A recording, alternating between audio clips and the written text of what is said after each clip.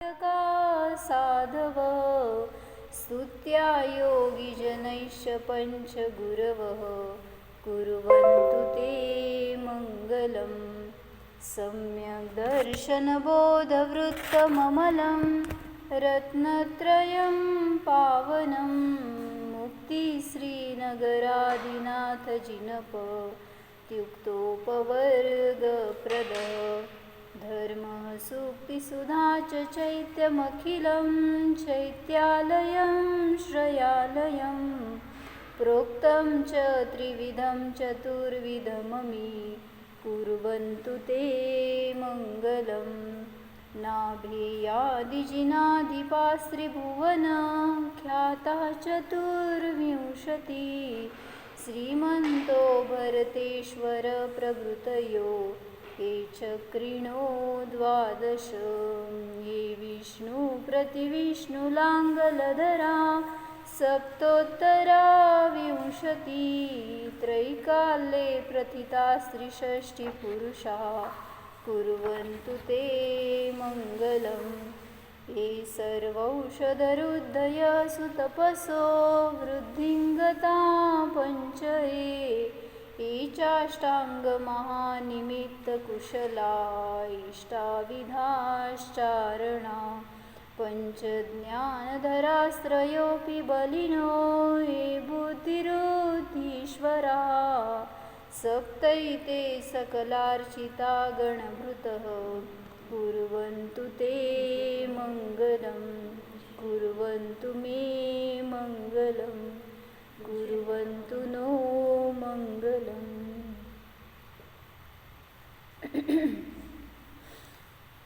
मंगलाष्टक स्तोत्रामध्ये रुद्धिधारी मुनी बुद्धिरुद्धिधारी मुनी जे आहेत त्यामध्ये केवल ज्ञान वृद्धी संपन्न मुनींचं वर्णन बघत होतो आपण. 8 प्रकारचे मूळ वृद्धी आहेत. त्याच्यामध्ये पहिली बुद्धिवृद्धी आहे आणि त्यात सर्वोत्कृष्ट वृद्धी म्हणजे केवल ज्ञान वृद्धी आहे. लिहिलं का काल लिहायचं होतं तुम्हाला केवल ज्ञान वृद्धी. आता जरा पुढचे बघू आपण थोडेसे. काय मनपर्यय ज्ञान किंवा अवधी ज्ञान, कोष्ठबुद्धी, बीजबुद्धी, पदानुसारी बुद्धी वगैरे हे सगळे आता त्या बुद्धिवृद्धीचेच अनेक भेद आहेत.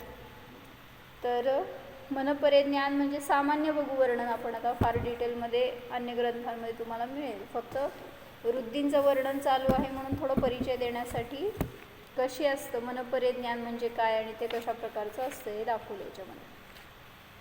मनपर्यय ज्ञान म्हणजे काय असतं तर जे मनपर्यय ज्ञानावरण आणि वीर्यांतराय कर्माच्या क्षयोपशमाच्या निमित्तामध्ये प्रगट होतं. आणि हे सुद्धा एक क्षयोपशम ज्ञान आहे. 12व्या गुणस्थानापर्यंतच असतं. मनपर्यय ज्ञान हे नियमाने भावलिंगी मुनिराजांनाच असतं. 6व्या गुणस्थानापासून ते 12व्या गुणस्थानावरती जे मुनी आहेत तेच याचे स्वामी असतात. ते कोणाला असतं तर सांगितलं 2.5 द्वीपामध्ये असणाऱ्या त्या मुनिराजांना कसं प्रवृत्त होतं तर दुसऱ्याच्या मनामध्ये असणाऱ्या विषयाला जाणण्यासाठी प्रवृत्त होतं. ते मनपर्यय ज्ञान म्हणजे एक वृद्धी आहे. मग मागं सांगितलं होतं ना की जे सामान्य वस्तूला डायरेक्ट जाणायला जातं, जसं अवधी ज्ञान आहे ते डायरेक्ट वस्तूला जाणतं अवधी ज्ञानाने. तर ते ज्ञान सोपं आहे म्हणा किंवा त्याच्यापेक्षा सुद्धा मनपर्यय ज्ञानामध्ये विशुद्धी अधिक पाहिजे. का बरं? कारण सहजतेने समोर असणारी गोष्ट जाणणं सोपं आहे पण दुसऱ्याच्या मनातली गोष्ट जाणणं तेवढंच अवघड आहे. तुमच्या मनात काय चाललं आहे मला काय माहिती. माझ्या मनात काय चाललं आहे हे मी जाणू शकते पण समोरच्याला तिथं ते मनपर्यय ज्ञानी मुनी असतील तर त्याचा वापर करतील तर त्या मनपर्यय ज्ञान वृद्धीचा वापर करतील तर त्यांना सुद्धा ते जाणता येऊ शकतं. पण असं पण वृद्धीचा वापर मुनिराज करत नाहीत कारण त्यांना तिथं तसा विकल्पच नसतो. भलेही सगळ्या वृद्धी प्रगट झाल्या तरीसुद्धा त्याच्याविषयी ते निरपेक्ष असतात. त्याच्याकडून काय अपेक्षा करायला गेले तर त्यांचं भावलिंगत्व बाधित होतं, त्याला धोका येतो. तर सांगितलं म्हणून मनपर्यय ज्ञान कसं असतं याचं वर्णन थोडंसं वाच त्याच्यामध्ये आहे. मन परे ज्ञानावरण के क्षयक्षम से दूसरे के मन में ठहरी हुई कोई मूर्तिक पदार्थ की बात एक देश विशेष रूप से जान जाए उसे मन परे ज्ञान कहते हैं. दूसरे के मन में क्या पड़ा हुआ है उस मन के विकल्प को और मन में ठहरे हुए पदार्थ को जान जाए यह विशेष निर्मलता से साध्य बात है. काय म्हणले सांगा. दुसऱ्याच्या मनातले विकल्प, तो पदार्थ, ती वस्तू जाणणं म्हणजे अधिक विशुद्धी पाहिजे त्या जीवाची, त्या ज्ञानाची. त्या निर्मळतेनेच ते गोष्ट सिद्ध होऊ शकते. यह मन परे ज्ञान संयमी साधुओं के होता है उसमें भी सबके नहीं. कारण ही विशिष्ट वृत्ती आहे जी की तद्भव मोक्षगामी कोणी जीव असतील तर त्यांनाच मनपरे ज्ञानाची वृत्ती प्राप्त होते. कारण हे ज्ञान अप्रतिपाती असतं. म्हणजे काय, मनपरे ज्ञानधारी जे मुनी असतात ते च्युत होत नाहीत. परत तेवढ्या विशुद्धीला जर प्राप्त झाले तर तिथून ते नियमाने केवळ ज्ञानालाच प्राप्त होतात. म्हणून सांगितलं सगळ्या मुनिराजांना मनपरे ज्ञान नसतं, कोणाला तरीच असतं. एक इस प्रकार की विशिष्ट रुद्धि महिमा अतिशय तपस्शरण हो उनके होता है. इस मनपरे ज्ञान के दो भेद है. कौन से? मनपरे ज्ञानाचे दोन भेद कुठले? रुजुमती आणि विपुलमती. हां, रुजुमती आणि विपुलमती.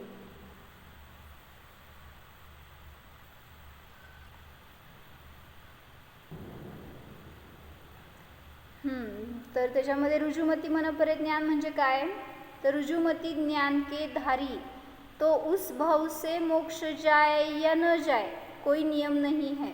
म्हणजे रुजुमती मनपरे ज्ञान आहे ते प्रतिपाती असू शकतं, पण विपुलमती मनपरे ज्ञान जे आहे ते नियमाने सांगितलं अप्रतिपाती असतं. म्हणजे ते मुनी नियमाने मोक्षगामीच होणार. रुजुमतीवाल्यांची विशुद्धी अल्प आहे कोणाच्या अपेक्षेने, विपुलमती ज्ञानींच्या अपेक्षेने. पण अवधी ज्ञानींच्या अपेक्षेने दोघांची सुद्धा विशुद्धी अधिक आहे.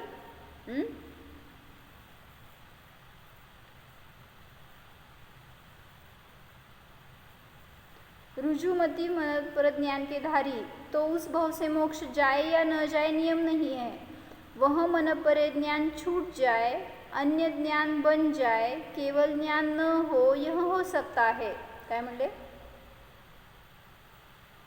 रुजुमती मनपरे ज्ञान आहे ते नष्ट होऊ शकतं, किंतु विपुलमती मनपरे ज्ञान हो तो वह अब इसके बाद नियम से केवल ज्ञान होगा और मुक्ति होगी.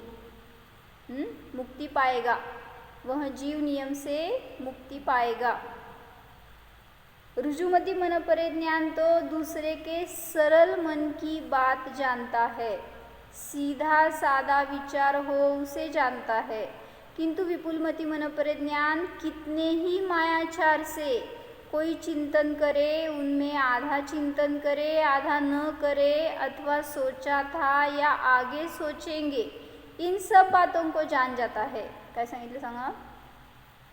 विपुलमती मनपरे ज्ञानी चिंतित, अर्धचिंतित, अचिंतित किंवा अजून भविष्यकाळात चिंतन करण्यायोग्य अजून त्यांनी करणार आहे किंवा पूर्वी करून विसरून गेलाय, अशा सगळ्या विचारांना जाणतात. फॉर एक्झाम्पल, तुम्ही जाऊन बसलाय मुनींच्या समोर, त्या मनपरे ज्ञानी मुनींच्या समोर, आणि तुमच्या मनात काय विचार नाही आहेत, तरी पण तुम्ही बसलाय. त्यावेळेस तिथं मुनिराजांनी सांगितलं की तू काही वर्षापूर्वी हे चिंतन केलं होतं, त्याचं फळ तुला असं असं नरकगती मिळणार आहे, किंवा असं तू पुढच्या आयुमध्ये या गतीला जाणार आहेस, असं त्या चिंतनाचं तुम्हाला फळ आत्ता सांगायला आहेत मुनिराज. तर तिथं म्हणलं की तो विसरून गेलाय समोरचा. मी जर समोर बसले मुनींच्या समोर आणि मी विसरून गेले मी काय चिंतन केलं, मला कुठं आठवतंय मागच्या भवाभवांमध्ये काय आपण विचार केले ते. त्यामुळं चिंतन करून जे विसरून गेलेले आहेत अशा सुद्धा विचारांना मुनी ग्रहण करतात. मुनिराजांना, त्या मनपरे ज्ञानी मुनींना असे सुद्धा विचार ग्रहण होतात आणि ते त्याचं फळ सांगतात. जसं काय उदाहरण सांगितलं होतं त्याच्यामध्ये मनपरे ज्ञानींचं उदाहरण म्हणून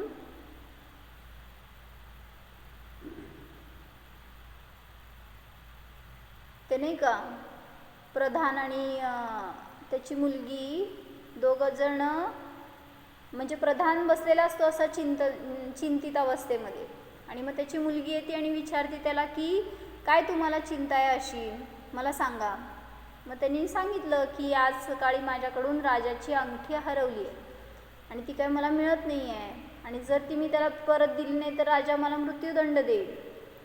मग असं म्हणल्यावर त्या मुलीने सांगितलं की आपल्या नगराच्या बाहेर एक वनामध्ये मुनिराज आलेत आणि ते खूप ज्ञानी आहेत, आपण त्यांना विचारू ते सांगतील. मग दोघंजण ते प्रधान आणि त्यांची मुलगी दोघंजण त्या मुनिराजांकडे गेले. अजून ते दर्शन करतायत त्यावेळेस त्या प्रधानाच्या मनामध्ये चाललंय की कसं विचारायचं प्रश्न आपण त्यांना, हा प्रश्न कसा म्हणजे किंवा मला अंगठी मिळेल की नाही असा फक्त विचार चालू आहे बरं का. आणि ते दर्शन करायला बसले तेवढ्यात मुनिराजांनी त्यांच्या मनातले भाव जाणले आणि त्यांनी काय सांगितलं, जेव्हा तू आज सकाळी तुमच्या राजमहालाच्या मागच्या सरोवरामध्ये सूर्याला अर्घ्य अर्पण करत होतास त्यावेळेस तुझ्या हातातली अंगठी निसटून त्या कमळाच्या पानामध्ये पडली आहे. लगेच सांगून टाकलं न विचारताच. आणि मग तिथं जाऊन त्यांनी बघितलं वगैरे तर त्यांना खरंच मिळालं. आणि मग त्यावेळेस त्या प्रधानाला काय झालं, त्यांच्या ज्ञानाची महिमा कळली की खरोखर हे कसे ज्ञानी असतात. आणि ते अजून का विशेषता वाटली, कारण काय न विचारता बरोबर त्यांनी ते विचार ग्रहण करून आपल्याला एकदम बरोबर ॲन्सर दिलं, ह्याच्यासाठी अजून थोडंसं त्यांची महिमा येऊ लागली त्याच्या ज्ञानामध्ये. मग आपल्याला असं काहीतरी नवीन काहीतरी दिसलं आणि चमत्कार झाला तर त्याच्याबद्दल आपण लगेच नमस्कार करायला जातो. पण आपल्याला वास्तविक काय आहे, एखाद्यांना ज्ञान अल्प आहे, तुम्ही काय करणार, त्यांची फार विशेषता वाटत नाही कोणाला आणि असं काहीतरी चमत्कार दाखवले, काहीतरी अतिशय दिसलं त्यांचं की मग लगे लोक त्यांच्या मागं लागतात. म्हणजे तुम्ही कशाच्या मागं भुललात. तर म्हणून आम्हा नेहमी सांगतात ना की ते झोपाळू मुनी होते. कोण? हां, झोपाळू मुनी कोण होते, त्यांना लोक झोपाळू मुनी म्हणायचे. रोज आहाराला जायचे, जाऊन आलं की जाऊन जंगलामध्ये झोपायचे, परत दुसऱ्या दिवशी आहाराला सुटायचे. त्यामुळं लोकांनी तिथं त्यांना झोपाळू नाव दिलं. पण लोकांनी काय बघितलं, बाहेरची क्रिया बघितली आणि त्याच्यावरनं त्यांना नाव दिलं. आणि मग कोणालाच माहीत नाही ते काय करतात काय नाही ते. आणि एक दिवस काय झालं, देवदुंदुबी वाजायला लागली आणि सगळे लोक येऊन बघतायत नक्की कोणासाठी देव आलेत. तर ते झोपाळू मुनी म्हणत होते ते केवल ज्ञानी झाले होते. कसं काय असं सांगा, तुम्ही पण झोपा बघू, केवल ज्ञान होत आहे का तुम्हाला. आपण झोपलो की झोपलेलंच असतो. म्हणजे तिथं ते मुनिराज भलेही तिथे दिसतील बाहेर तुम्हाला की पडलेत झोपलेत वगैरे, पण तरीसुद्धा त्यांची धारा कशी असते, कारण अंतर्मुहूर्त एवढाच त्यांचा वासना काळ सांगितला आहे, त्याच्यापेक्षा पूर्वी ते अनुभूती घेणारच अंतर्मुहूर्त संपायच्या आधी. म्हणजे रात्रभर पण झोपत नसतात मुनी, हे सांगायचं आहे मला. आपण एकदा झोपलो की कधी उठणार, सकाळ झालं ऊन पोळायला लागला हाताला तरी पण उठत नसतात. मग तिथं ते मुनिराज सांगितलं 48 मिनिटाच्या आधी उठतात, अनुभूती घेतात आणि पुन्हा तिथं मग पहुडतात. म्हणजे काय, शरीराला फक्त एक थोडीशी विश्रांतीची आवश्यकता म्हणून त्यांची ती झोप असते. नाहीतर मग सतत सांगितलं जाग आली तरी सुद्धा ध्यानाला बसायचे. विरसागर महाराजींचं ऐकलेलं असतील अनेक गोष्टी अशा. कधी जाग आली तेव्हा 3 वाजता उठले की बसायचे ध्यानाला. सामायिक म्हणायचे, पण कधी 4, 5, 6, 7 वाजेपर्यंत सुद्धा त्यांचं ध्यान चालायचं. असं सगळ्या डायऱ्यांमध्ये लिहिलंय महाराजींनी. म्हणजे आपल्याला वाटते 45-48 मिनिट बास असते ध्यान, एवढंच करायचं असते. तेवढंच असते का, तर जेवढं तुम्ही कराल तेवढं कमी आहे. कारण शेवटी ध्यानच आहे हो. सिद्ध अवस्थेमध्ये काय आहे, कुठले विकल्प नाही, कोणाच्या विषयी काय आकुलता नाही, काय विचारणं नाही, सांगणं नाही, काहीच नाही आहे ना तिथं फक्त ध्यानामध्ये. ते पण ध्यान उपचार म्हणलं, जाणणे रूप क्रिया चालू आहे. मग इथं राहून आपण ती क्रिया का नाही करू शकत, ते आपलं परिणमन तसं का नाही करू शकत, जाणणे रूप राहावा. तर सांगितलं या वृद्धी अशा सहज ज्ञानामध्ये विकसित होत जातात, प्रगट होत जातात, ज्ञानाचा विकास दिसून येतो. म्हणून चमत्काराला नमस्कार करायला जाऊ नका. त्या मुनींना त्या मनपरे ज्ञानाविषयी महिमा नाही आहे. त्यांना आपल्या आत्म्याविषयी, आपल्या स्वसंवेदनाविषयी महत्त्व वाटतंय. शुद्धोपयोगाचाच ते आनंद घेत आहेत, मनपरे ज्ञानाचा आनंद घेत नाही आहेत. त्यांना काय असं फार लय भारी वाटत नाही. काय मनपरे ज्ञान म्हणजे भारी आहे ॲक्च्युली, पण त्याच्याबद्दल त्यांना किती महत्त्व आणि तुम्हाला किती महत्त्व त्यांच्या ज्ञानाबद्दल. त्या म्हणजे आपण कुठं बघतोय, आपली दृष्टी बघा आणि त्यांची दृष्टी बघा. म्हणून सांगितलं की तिथं त्यांचं ध्येय काय आहे त्याला त्यांनी प्राप्त केलं आहे. त्याच्या निमित्तात हे सगळं मिळालेलं बाय प्रोडक्ट आहेत. त्याच्याकडं त्यांची अपेक्षा नाही आहे किंवा त्यांना त्याच्याविषयी काय तमा नाही आहे. किती असो ज्ञान बहिरंगामध्ये क्षयक्षमाची वृद्धी हो, ऱ्हास हो, नाश हो, तरीसुद्धा तिथं त्याच्याबद्दल त्यांना विकल्प नसतात. कारण एक फक्त अनुभूतीची कला मिळाली की ते त्याच्यामध्ये सतत निरंतर राहण्याचा प्रयत्न करतात. आणि तेवढंच फक्त करायचं राहिलेलं असतं त्यांना. कारण बाकी सगळ्या संघाचा संकल्प विकल्पांचा जिथं त्याग झाला आहे तिथं कसले विकल्प राहतील अजून आता. तर त्यांना बाकी अन्य कार्य नाही. मग आपण काय म्हणायचं, त्यांना काय काम नाही म्हणून ज्ञान करायला. आम्हाला किती काम आहे. मग आचार्य काय सांगतात माहिती का, तुम्ही केवळ ज्ञानींपेक्षा जास्त काम करताय. केवळ ज्ञानी तुमच्यासमोर छोटे. केवळ ज्ञानी काय करतात सांगा आणि तुम्ही काय करता. केवळ ज्ञानी फक्त जाणतात, तुम्ही काय करता त्यांच्यापेक्षा जास्त काम करतो. म्हणजे जाण्याच्या पुढं जाऊन हे छान, हे घाण, हे चांगलं, हे वाईट, हे हितरूप अहितरूप, इष्ट अनिष्ट सगळे हे विचार करायचं काम केवली करत नाहीत. आम्ही त्यांच्यापेक्षा महान, आम्ही त्यांच्यापेक्षा जास्त काम करतो असं सांगितलं त्यांनी. मग असं जास्त काम करता म्हणूनच तुम्हाला जास्त संसार मिळाला आहे. आणि त्यांनी सगळं काम सोडून दिलं आहे म्हणून मोक्षामध्ये स्थिर राहिलेत, ध्यानामध्ये स्थिर राहिलेत. तर मनपरे ज्ञानी सांगितलं अशा प्रकारे. मग त्याचं सगळं विशेष वर्णन आपण वाचलं होतं पूर्वी किंवा अन्य ग्रंथांमध्ये वगैरे तुम्हाला मिळेल वाचायला, की मनपरे ज्ञानी कशा प्रकारे, म्हणजे त्या ज्ञानाची काय काय विशेषता असते. तर हे ज्ञानसुद्धा द्रव्य क्षेत्र काळभावाच्या मर्यादेमध्येच जाणतं. परत सांगितलं त्यांची क्षेत्र मर्यादा किती होती, 45 लाख योजन एवढी क्षेत्र मर्यादा असते. मनपरे ज्ञानी जीव म्हणजे कसं आलंय वर्णन ह्याच्यामध्ये धौला आदी ग्रंथांमध्ये, की जर ते मुनी मेरू पर्वतावर बसलेत मेरू पर्वताच्या जवळ, तर 45 लाख योजन एवढ्या क्षेत्रातल्या संज्ञी जीवांच्या मनातलं भाव ग्रहण करू शकतात. त्यांच्या समोर जाऊनच तुम्ही विचारायला पाहिजे असं नाही. काय म्हणले मी, विचार करा की 45 लाख योजन कुठं, इथून सोलापूर म्हणजे इथला आपल्याला फोनवर सुद्धा कळत नाही काय बोलायला लागलो तर इथं काय चाललंय. त्यांनी इथून सांगितलं तिथं जीव बसलाय आणि त्याच्या मनातले विचार जाणतात. आणि जर तेच मुनी म्हणजे कसं लावायचं, मध्यभागी मेरू पर्वत आहे आणि असे जंबूद्वीप, लवण समुद्र वगैरे अशी रचना आहे. मग जेव्हा मध्यभागी बसलेत मुनी मनपरे ज्ञानी मुनी, तर त्यांच्या एका साईडला 22.5 लाख योजन आणि दुसऱ्या साईडला 22.5 लाख योजन अशा विस्तारामध्ये, म्हणजे 45 लाख योजन एवढं त्यांचं रेडियस धरून चाला. म्हणजे 22.5 लाख योजन एवढं सर्व साईडनी पकडलं तर तेवढ्या एरियातल्या सगळ्या जीवांच्या मनातलं ते जाणू शकतात. आणि तेच मुनी जर म्हटलं मानुषोत्तर पर्वतावर उभारले असतील, तिथं जवळ बसलेले असतील, कुठे आहे मानुषोत्तर,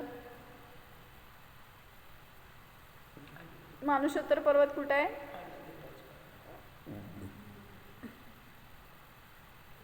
अडीच द्वीपामध्ये सगळ्यात शेवटचं मानुषोत्तर पर्वत आहे ना, जो पुष्करवर द्वीप आहे त्याचे 2 भाग झालेत ते मानुषोत्तर पर्वतामुळं झालेत.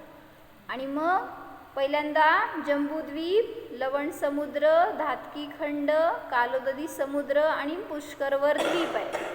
मग त्या पुष्करवर द्वीपामध्ये अर्ध्या भागात बरोबर हा पर्वत आहे मानुषोत्तर पर्वत. त्यामुळं 2 द्वीप, 2 समुद्र आणि अर्धा द्वीप असं मिळून किती झालं, 2.5 द्वीप आहे. 2.5 द्वीपापर्यंतच मनुष्याची जायची शक्ती आहे.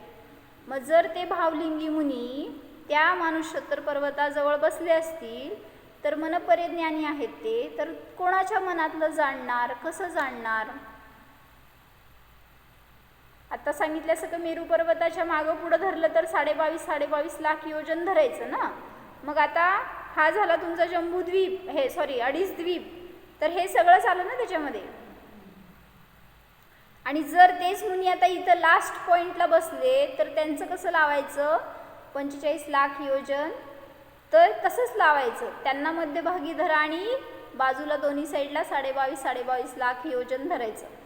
मग त्यांनी विचारलं प्रश्न की 2.5 द्वीपाच्या बाहेर तर मनुष्य जात नाही, मग तिथं कोणाच्या मनातलं जाणणार मनपरिज्ञानी? आतलं जाणतील की द्वीपातलं या तिथं असणाऱ्या सगळ्या संज्ञी जीवांचं. पण या मानुषोत्तर पर्वताच्या पुढं मनुष्य जात नाहीत, मग तिथं कोणाच्या मनातलं जाणतात? सांगा, कोणाच्या मनातलं जाणणार? 45 लाख योजनपर्यंतचा विस्तार तुम्हाला आहे, त्यामुळे तेवढ्या एरियातलं सगळं जाणू शकता तुम्ही.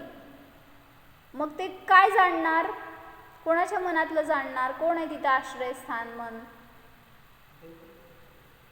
आहेत की देव आहेत, तिर्यंचे आहेत. मनुष्याला फक्त 2.5 द्वीप मर्यादा सांगितली आहे. तिर्यंच्यांना सगळ्या द्वीपांमध्ये तिर्यंच आहेतच. पंचेंद्रिय तिर्यंच शेवटच्या द्वीपापर्यंत सगळीकडे आहेत. त्यामुळं त्यांना मन आहेच, त्यांच्या मनातलं जाणतील. किंवा तिथं येणारे कोण देव विहार करतायत ना, जसं तुम्ही सांगता कुठं अष्टानिकामध्ये वगैरे नंदीश्वर द्वीपात जातात, जिथं जिथं कृत्रिम चैत्यालय तिथं जातात. मग असे फिरणारे जे कुठले देव असतील ते पण संज्ञी पंचेंद्रिय आहेत. मग अशा जीवांच्या मनातलं सुद्धा मनपरिज्ञानी जाणू शकतात. विकल्प आला तरच त्या वृद्धीचा ते वापर करतात, अन्यथा त्यांना त्या ज्ञानाची विशेषता नाही, त्यांना त्याची आवश्यकता नाही. का?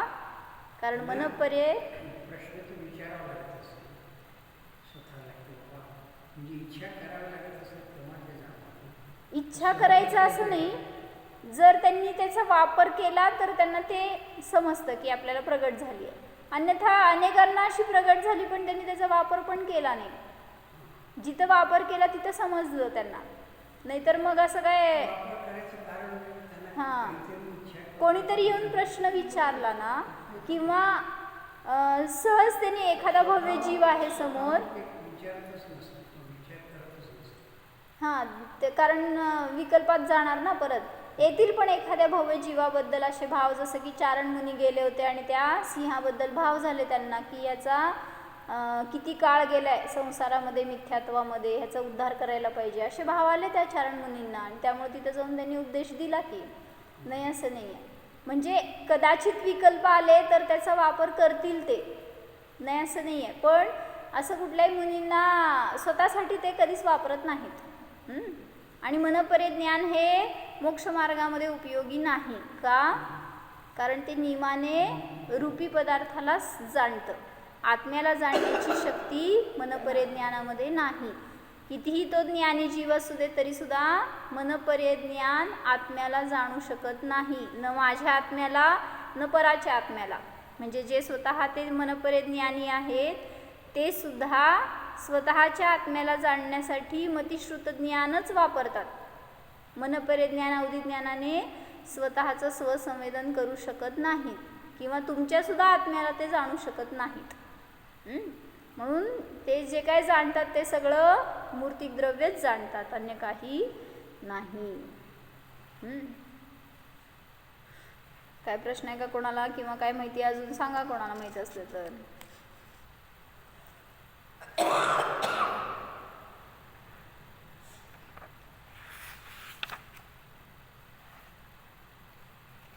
पाच प्रकारचं ज्ञान आहे, त्याच्यामध्ये 4 ज्ञानं आहेत ती क्षयक्षम ज्ञानं आहेत, आणि एक ज्ञान आहे ते केवल ज्ञान, क्षयिक ज्ञान आहे. मग जी ही क्षयक्षम ज्ञानं आहेत ती मनपरिज्ञानापर्यंत वरवर जास्त विशुद्ध आहेत. मग ती ज्ञान, श्रुतज्ञान, अवधिज्ञान आणि मनपरिज्ञान. मग या 4 ज्ञानामध्ये मनपरिज्ञान हे सर्वात अधिक विशुद्ध ज्ञान आहे, पण तरीसुद्धा ते आत्म्याला जाणण्यासाठी किंवा शुद्धोपयोगासाठी उपयोगी नाही, तर त्याचा म्हणून वापर मुनिराज करत नाहीत. विशुद्ध म्हणजे त्याच्यामध्ये विशेषता आहे ना. मतिज्ञानाने सामान्य विषय ग्रहण केला जातो, त्याच्याबद्दल विशेष विचार करणार ते श्रुतज्ञान. त्याच्यापेक्षा सुद्धा अधिक विशुद्ध असणाऱ्याला अवधिज्ञानाची प्राप्ती, आणि त्याच्यापेक्षा सुद्धा अधिक विशुद्ध असणाऱ्याला मनपरिज्ञानाची प्राप्ती होते. एका वेळी एका जीवाकडं मॅक्झिमम किती ज्ञान असतात? 5. शंका झाली का काय? एका वेळी एका जीवाला मॅक्झिमम किती ज्ञान असू शकतात? 4. 5 ज्ञान एका पण जीवाला नसतात. का सांगा? कारण ज्याला केवळ ज्ञान झालं त्याला बाकीची ज्ञान नाहीत. क्षायिक ज्ञान प्राप्त झालं, तिथं एक क्षेपक्षम ज्ञानाचं काय आवश्यकता? मग एके ठिकाणी त्यांनी प्रश्न विचारलाय, मग केवळ ज्ञानामध्ये सगळी ज्ञान गर्भित म्हणा की, त्यामुळे एका जीवाला 5 ज्ञान म्हणा, काय हरकत आहे? हे छोटं छोटं जसं तुम्ही म्हणता ना, हत्तीच्या पावलामध्ये सगळी पावलं आली, तसं एक केवळ ज्ञान झालं तर त्याच्यामध्ये छोटी छोटी ज्ञान येणार नाहीत का? का का हो? काय प्रश्न कळलं का? केवळ ज्ञानामध्ये अन्य सगळी ज्ञान गर्भित येतात की नाही? जर येतात म्हणलं तर एका जीवाला 5 ज्ञान म्हणा, काय बाधा आहे?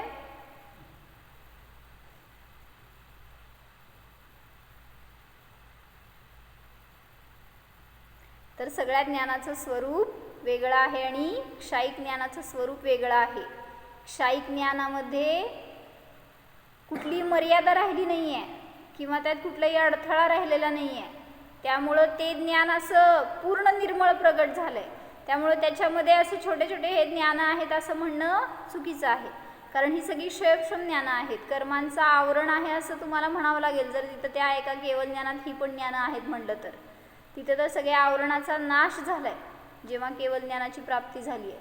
त्यामुळं केवळ ज्ञान प्राप्त झालं असताना मती श्रुत अवधी मनपरे ही ज्ञान तिथं नसतात.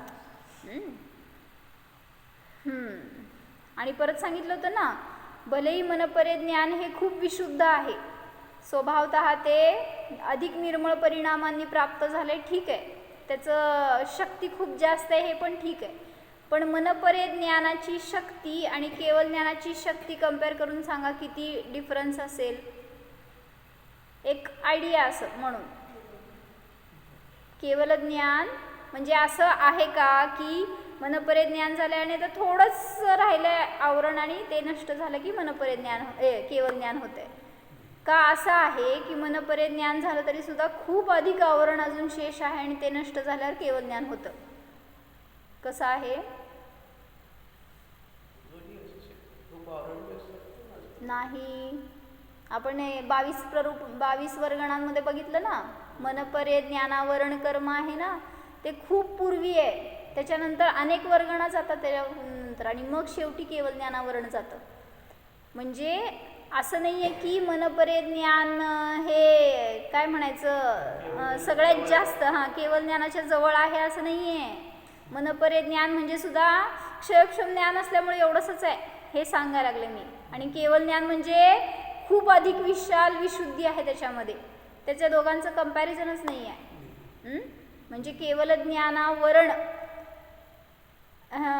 हे याच्यासाठी जे लागणारे वर्गण आहेत ना, तर मला नाही सांगता येणार त्याच्याबद्दल. फक्त एवढं सांगायचं की मनपरे ज्ञानावरण जे आहे ते भलेही मनपरे ज्ञानाची विशुद्धी अधिक आहे, तरीसुद्धा जोपर्यंत हे आवरण आहे तोपर्यंत क्षयक्षम ज्ञान आहे, आणि ते जरी प्रगट झालेलं खूप तुम्हाला अधिक वाटेल, पण तरीसुद्धा ते किती आहे? केवळ ज्ञानाच्या समोर अल्पच आहे, खूप अल्प आहे.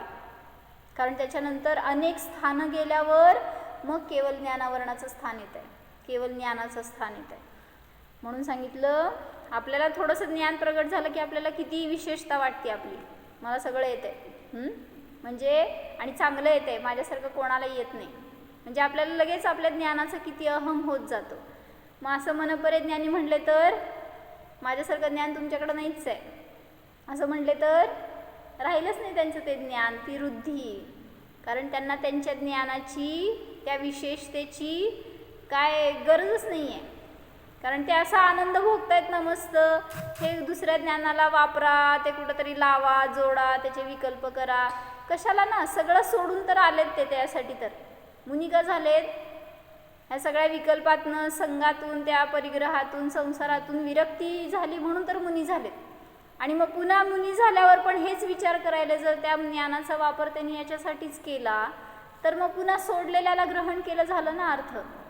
त्यामुळं सांगितलं की ते जे भावलिंगी संत असतात त्यांना असे कुठले कोणी येऊन विचारलं आणि त्याचं ते पण म्हणजे कुठंतरी वाचलं मी बरं का, आत्ता कशात वाचलं लक्षात नाही माझ्या, जर त्यांना समजलं, तुम्हाला सगळ्यांना समजलं समजा की इथं बसलेले आज मुनी आहेत ते मनपरे ज्ञानी आहेत, तुम्ही सगळे काय करणार हो? चला सगळेजण पटापटा विचारू प्रश्न. असं सगळे गर्दी करून उभारले समजा समोर, आणि मग एकानंतर एक सगळ्यांचे प्रश्न सुरू झाले तर साधना काय करणार ते? मग त्यांनी सांगितलं मनपरे ज्ञानी असं आपलं ज्ञान फुकट घालत नाही. जर त्यांना वाटलं की हा जीव भव्य आहे, त्याचा उद्धार व्हायला पाहिजे, तो मार्गभ्रष्ट झालाय, असं कुठंतरी वाटलं, त्याचे ते भद्र परिणाम आहेत हे जाणले तरच त्याला उपदेश देतील, नाही तर सगळ्यांना उगीच सांगत सुटत नाही तुमची अंगठी इथं पडली आणि तुमचं जीवन एवढं राहिलं आणि तुम्ही इथं जन्मणार आहे आणि मरणार आहे, असलं उगीच सांगत नाहीत. त्यामुळे कोणाच्या समोर विचारायला जाऊ नका. म्हणजे आपल्याला कळलं की आपण पहिल्यांदा साधं कोणतरी ज्योतिष सांगते आणि त्याचं भविष्य खरं होतंय म्हटलं की राग लागलेली असते तिथं. आणि मग मनपरे ज्ञानी भेटल्यावर तर तुम्ही काय करणार सगळे. त्यामुळं तिथं आपल्याला पण तशी इच्छा नको व्हायला, हे मला सांगायचं आहे. म्हणजे आपण जे असे विनाकारण संसार वाढवणारे प्रश्न काढतो ना, तत्वाविषयी जावा की जवळ त्यांच्या आणि तत्व ग्रहण करा त्यांच्याकडून. पण त्यांना असं काहीतरी कळतंय म्हणलं की लोक काय लगेच आपलं भविष्य विचारायलाच पळतात. भूत विचारायला भूत कमी विचारतात, भविष्यच विचारायचं. कुठं जाणार आहे, मला धन मिळणार की नाही, माझं आयुष्य किती आहे, मला काय प्राप्त होणार नाही, सुख किती, हे सगळं विचारायला जातात. मग त्या याच्यात पण धौलामध्ये पण प्रश्न आला ना एक, की तो राजा गेला आणि त्यांनी त्याला शंका आली मनामध्ये की आपली प्रजा सुखी राहील की नाही, फक्त एवढा एक विचार आला होता. मग त्यावेळेस त्याचं भवितव्य जाणलं राजाने, मुनींनी. आणि म्हणजे कसं सांगितलं की कशा प्रकारे जाणतात माहिती का मुनी, जर मी याला हे भविष्य सांगितलं तर याला विरक्ती होणार आहे आणि मग त्यातून तो दीक्षित होऊन त्याचं कल्याण होणार आहे, हे जाणलं तर ते सांगतात. किंवा ह्याचं अल्प आयु राहिलं तर ह्याचं स्थितीकरण आवश्यक आहे, हे जाणून ते तुम्हाला सांगतील मनपरे ज्ञानाने, नाहीतर उगीच नाही. मग तो राजा गेला आणि त्यांनी विचारलं, म्हणजे समोर बसलाय फक्त आणि त्याच्या डोक्यात विचार आला की प्रजेचं म्हणजे प्रजा सुखरूप राहणार की नाही, किती दिवस राहणार किंवा असं काहीतरी त्याचा विचार आला. मग त्यावेळीच मुनींनी जाणलं की ह्याचं आयुष्य किती आहे आणि जोपर्यंत त्याचं आयुष्य आहे तोपर्यंत प्रजेमध्ये सुखशाली आहे. म्हणजे राजाच्या मनातून सगळी प्रजा जाणली, प्रजेमध्ये किती काळ काय म्हणायचं नाही सुभिक्ष राहील, हे सगळं मुनींनी जाणलं. आणि मग त्याच्यावरनं राजाला उत्तर दिलं. आणि हे उत्तर दिल्यावर राजाला ऐकून बहुतेक तिथं चाललंय असं वर्णन की विरक्ती झाली की आपलं आयुष्य एवढं थोडं राहिलं. त्यांनी लगेच दीक्षा घेतली मुनींकडून. मग हे जे जाणतात ना त्यांच्याविषयीच भवितव्य देतात, ते काय म्हणायचं वक्तव्य देतात. अन्यथा सगळ्यांना सांगत सुटत नाही. ज्याचं होनहार असती ना चांगली त्यालाच ते वक्तव्य करतात, त्याचंच भविष्य सांगायसाठी ते आपल्या ज्ञानाचा वापर करतात, नाहीतर सगळ्यांना काय सांगत फिरत नाहीत. तिथं पण त्या प्रधानाचं पण आयुष्य सांगितलं, प्रधानाचं पण भविष्य जाणलं होतं की त्यांनी अंगठी विचारायला गेला ना, पण त्यांनी विचारलं नव्हतं. पण तो जीव इतका भद्र परिणामी होता की जेव्हा ती अंगठी तिथं मिळाली त्याच वेळेस त्याला असं वाटलं की किती हे महान मुनी आहेत, त्यांचं ज्ञान किती महान आहे, मला पण तसं ज्ञान पाहिजे. या विचाराने ते दीक्षा घ्यायला गेले मुनींकडं. आणि याच्यासाठी सांगितलं होतं मुनींनी की हा जीव विरक्तीकडं वळणार आहे, त्याला त्याची काललब्धी आली आहे आणि त्याचं सगळं भविष्य सुधारणार आहे, हा एक विचार जाणला आणि मग त्यांना ते सांगायला गेले. नाही म्हणजे सांगितलं त्यांनी त्याला. आणि नाहीतर मग नुसती अंगठी तुम्ही विचारायला जावं बघू, तुम्हाला सांगतात का? मुनी भेटले आणि तुमची हरवलेली अंगठी, मोबाईल, गाडी आणि असलं काय तर सगळं विचारायला जातो आपण. तर असलं काही सांगत नसतात. आणि मग त्या प्रधानाने दीक्षा घेतली आणि त्या मनपरे ज्ञानाच्या प्राप्तीसाठी साधना केली त्यांनी. म्हणजे द्रव्यलिंगत्व घेतलं होतं, पण जेव्हा ज्ञान झालं, त्यांच्या सानिध्यात राहून त्यांनी सगळं शिक्षण घेतलं, त्यावेळेस ही सगळी अपेक्षा संपली आणि भावलिंगत्व प्रगट झालं. मग हे सगळं ज्यांनी जाणलं होतं ना, ते मनपरे ज्ञानी त्यांनी अशाच जीवांना उपदेश देतात. म्हणजे अशा जीवांसाठीच मनपरे ज्ञानाचा ते वापर करतात, अन्यथा सगळ्यासाठी वापर करत नाही. तुम्हाला प्राप्त झालं तर तुम्ही पण असं काय करू नका, असं सांगायला लागलेत आचार्य आपल्याला. नाहीतर आपण थोडंसं ज्ञान चांगलं झालं, थोडीशी एखादी वस्तू प्राप्त झाली आपल्याला की लगेच त्याचा वापर आपण स्वतःसाठी, दुसऱ्यासाठी, सगळ्या पब्लिसिटीसाठी जास्त करतो. त्याच्या मागं लोकेशना जास्त असते आपली. तर असं करू नका असं सांगतायत आचार्य. म्हणजे ज्ञान कसं वापरतो, कसं असतं, त्याच्यावरून त्याची निर्मळता, विशुद्धी वाढणार की कमी होणार हे समजतं. आणि त्याच्यावरनं तुमची आयडेंटिटी असते बरं का. मग त्यासाठी काय सांगितलं की एक नेता होता आणि त्याला कळलं की आपल्या गावामध्ये एक साधू आलेत आणि ते खूप पोचलेले आहेत. मग सगळ्या नेता लोकांच्या बाजूला सगळे असतात ना, मंत्री संत्री कार्यकर्ता आणि असे वगैरे. तर त्यांनी सांगितलं की चला तुम्ही पण त्या साधूंकडं, तुम्हाला पण आशीर्वाद दिले तर तुमचं पुढच्या वेळेस पण तिकीट फिक्स होईल. मग आता ही अपेक्षा घेऊन तो मोठा नेता होता, गेला बाबा त्या आश्रमामध्ये आणि आश्रममध्ये विचारलं की कुठे आहेत ते साधू. मग सांगितलं कोणीतरी तिथल्यानी की प्रवचन चालू आहे आणि ते त्या हॉलमध्ये बसतेत म्हणून. मग तिथं ते सगळं आपलं लवाजमा घेऊन एक 8-10 माणसं घेऊन त्या साधूंच्या समोर गेला हा नेता. आणि गेल्यावर समोर उभारला आणि साधूंचं लक्षच नाही त्याच्याकडं. म्हणजे बघितलंच नाही साधूंनी, कशाला बघणार ना, आपलं प्रवचन सांगतायत तर त्यांचं लक्ष नाही त्याच्याकडं. मग त्याला वाटलं की कदाचित ते बघायचं विसरले असतील वगैरे, म्हणून थोडं परत पुढं जाऊन उभारला त्या साधूंच्या. आणि बघावं मी आलोय बघ ना माझ्याकडं, असं त्याचं म्हणायचं उद्देश. पण तरीसुद्धा साधूंनी आपलं प्रवचनच चालू ठेवलं. मग शेवटी त्याला जरासा राग यायला लागला की मी एवढा मोठा, सगळीकडे जिथं जातो तिथं मला लोक उठून आसन देतात किंवा आदर सत्कार करतात, हे बघायला सुद्धा तयार नाहीत. त्याला अपेक्षा होती की मी दारात उभारल्यावर ते उठून उभारतील, मला या म्हणतील, जागा देतील वगैरे. पण हे साधूचं सगळं रिॲक्शन बघितल्यावर त्यांनी काय तिथं त्याला राग यायला लागला नेत्याला. मग तो जवळ गेला आणि सांगितलं की साधू महाराज मी आलोय. मग मी कोण आहे माहिती का तुम्हाला, मी असं असं इथला नेता आहे, असं त्यांनी स्वतःच सगळं आपलं आयडेंटिटी दिली.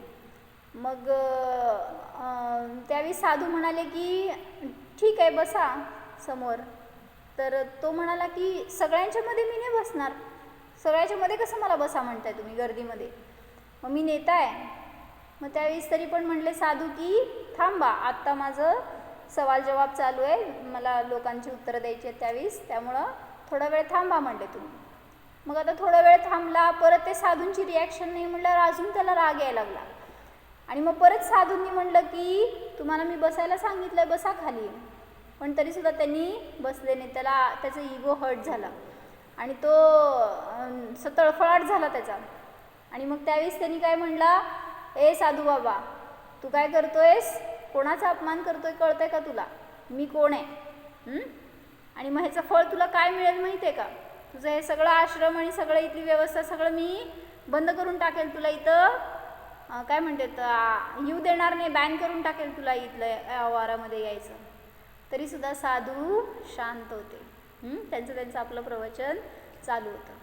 आणि मग आता तो जाय लागलाय, एवढं त्याला विचार जाताना की आता तरी साधू म्हणतील की क्षमा किंवा बोलवतील मला, पण साधूंची वृत्तीच नव्हती तशी. शेवटी जाताना हा नेता म्हणला की आजपासून 10 दिवसाच्या आत बघा म्हणला मी सगळं इथलं उद्ध्वस्त करून टाकणार, इथं काही नाही दिसणार तुम्हाला. आणि मी असं तुम्हाला वचन देतो किंवा काय असं शब्द देतो असं सांगितलं ते. आणि मग त्यावेळेस साधूंनी म्हणलं की नाही, तो म्हणाला नेता की तुम्ही अजून पण मला क्षमा म्हटलं तर मी तुम्हाला माफ करीन किंवा मी तुम्हाला काय त्रास देणार नाही. पण तुम्ही तसं काही रिॲक्शनच दिसेना. मग त्यावेळेस साधूंनी काय केलं, म्हणले मी काय चूक केली नाही आहे की तुम्हाला क्षमा म्हणेन, किंवा तुम्ही पण काही चूक केली नाही आहे की मी तुम्हाला क्षमा मागायला सांगेन. म्हणले तुम्ही वाईट नाही आहेत, तुम्ही खूप भद्र परिणामी जीव आहात, तुमचं खूप चांगला विचार आहेत, खूप तुम्ही पोचलेले माणूस आहात, असं वगैरे सगळं त्याचं चांगलं सांगितलं. म्हणले मला तुमच्याबद्दल कसलाही रागद्वेष नाही, एवढं सांगितलं आणि ते नेता निघून गेला. आणि गेल्यानंतर हे साधू असतात ते तरीसुद्धा आपल्या आपल्या निर्विकल्प ज्ञानामध्ये बसले, आपल्या साधनेमध्ये बसले होते. आणि मग त्यावेळेस तिथं त्यांनी काय केलं,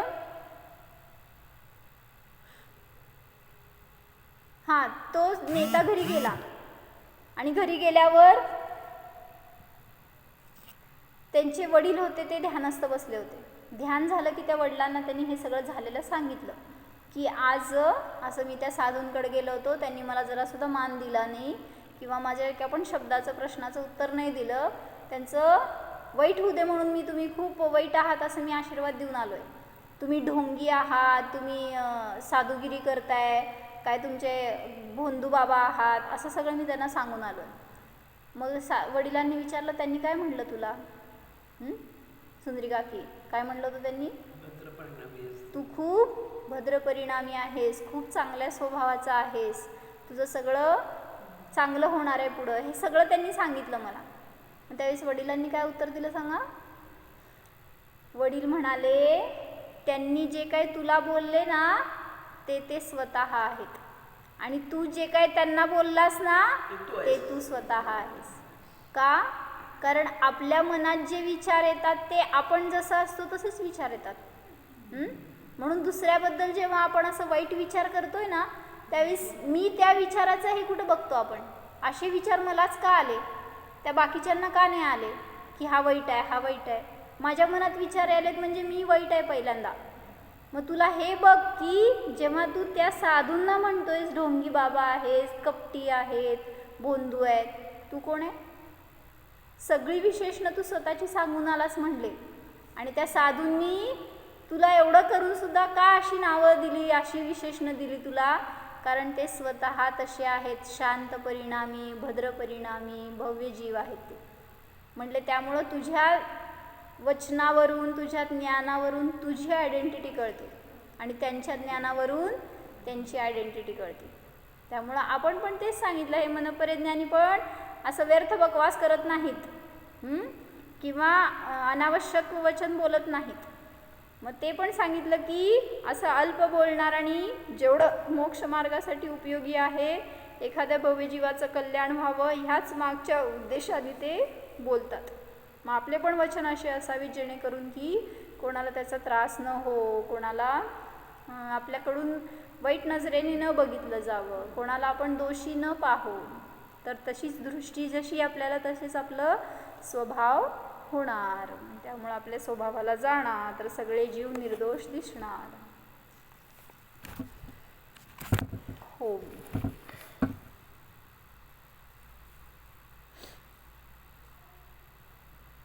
जाणा हा मी आत्मा क्षयोक्षम ज्ञानी नाहीच, स्वतःच्या अमर्याद ज्ञानाला जाणा. क्षायिक ज्ञान स्वभावाला जाणा.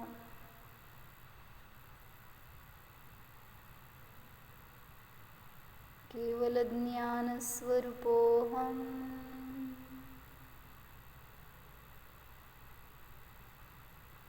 निर्मळ विशुद्ध स्वरूपोऽहम्,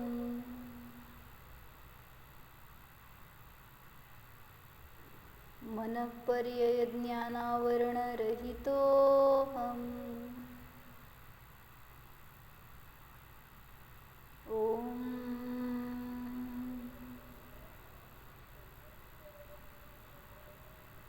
विसर्जन.